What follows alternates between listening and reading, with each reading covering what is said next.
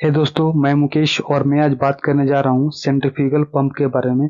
तो इसमें हम लोग जानेंगे कि सेंट्रीफ्यूगल पंप में कौन कौन सी प्रॉब्लम्स होती हैं, उनको सॉल्व कैसे करना है और उनके कंपोनेंट्स को मेंटेनेंस कैसे करना है।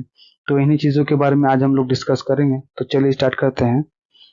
देखिए, पहले जान लेते हैं कि सेंट्रीफ्यूगल पंप के कौन कौन से पार्ट्स होते हैं, तभी हम लोग पूरी तरीके से जान सकते हैं। ठीक है। देखिए, ये जो है ये सक्शन नोजल है जिसके थ्रू वाटर एंटर करती है, और ये जो है डिस्चार्ज नोजल है जिसके थ्रू वाटर एग्जिस्ट करती है, बाहर निकलती है। ये जो राउंड शेप का दिख रहा है इसे वॉल्यूट केसिंग बोलते हैं। ये जो है शाफ्ट है, ये सील ग्लैंड है। इस चीज को सील ग्लैंड बोलते हैं। हम लोग आगे देखेंगे कि सील ग्लैंड कैसा होता है। और ये है बेरिंग हाउसिंग। देखिए, सील ग्लैंड ऐसा होता है, ठीक है। इसमें रोप टाइप का होता है जो घिस जाने के कारण या फिर कट जाने के कारण वाटर लीकेजेस होता है ग्लैंड के थ्रू। चलिए जानते हैं। पहला, रेगुलर इंस्पेक्शन। तो हमें एक रूटीन वाइज जाके पंप को देखना होता है, उनके कंपोनेंट्स को देखना होता है कि कोई घिसाव तो नहीं है, कोई लीकेजेस तो नहीं है, कुछ डैमेज तो नहीं है। ठीक है। हम लोग देखते हैं कि इम्पेलर, केसिंग, सील्स, बेरिंग, इसका शाफ्ट में कोई एबनॉर्मलिटीज तो नहीं है। नेक्स्ट, हम लोग पंप के परफॉर्मेंस को मॉनिटर करते हैं। हम लोग ट्रैक करते हैं कि पंप का फ्लो रेट, प्रेशर कैसा है।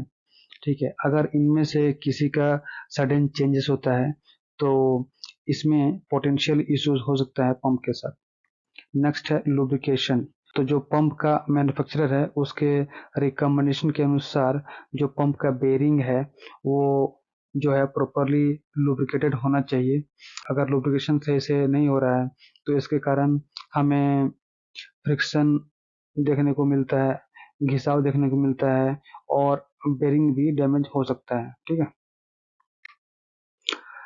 नेक्स्ट है सील मेंटेनेंस। जैसा कि मैंने आपको बताया पहले कि जो पंप में सील ग्लैंड होता है तो उसमें सील के कट जाने के कारण, उसके घिसाव के कारण वाटर लीकेजेस होता है। नेक्स्ट है अलाइनमेंट। जब भी हम लोग पंप और मोटर को इंस्टॉल करते हैं तो सही तरीके से जो है अलाइनमेंट होना जरूरी है। अगर सही तरीके से अलाइनमेंट नहीं हो रहा है तो बेरिंग डैमेज हो सकता है, और उसका सील्स जो है बार बार हमें वाटर लीकेजेस देखने को मिल सकता है, और इससे हम लोग कॉस्टली जो है मेंटेनेंस का सामना करना पड़ सकता है। सही तरीके से चलेगी नहीं।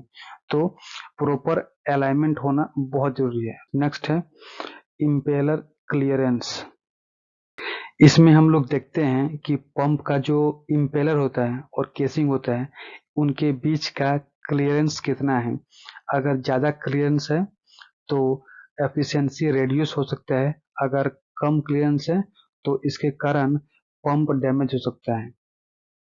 नेक्स्ट है कैविटेशन प्रिवेंटेशन। हम लोग अक्सर देखते हैं कि अगर पंप में जो प्रेशर है वो लिक्विड के वेपर प्रेशर से कम हो जाता है तो इसके कारण बबल्स का, वेपर बबल्स का फॉर्मेशन होता है, और इसके कारण इम्पेलर डैमेज हो सकता है। इसको प्रिवेंट करने के लिए हमें जो पर्याप्त मात्रा में सक्शन प्रेशर देना होता है, और इसको इंश्योर करना होता है कि जो पंप है वो सीज्ड है प्रॉपरली एप्लीकेशन के लिए।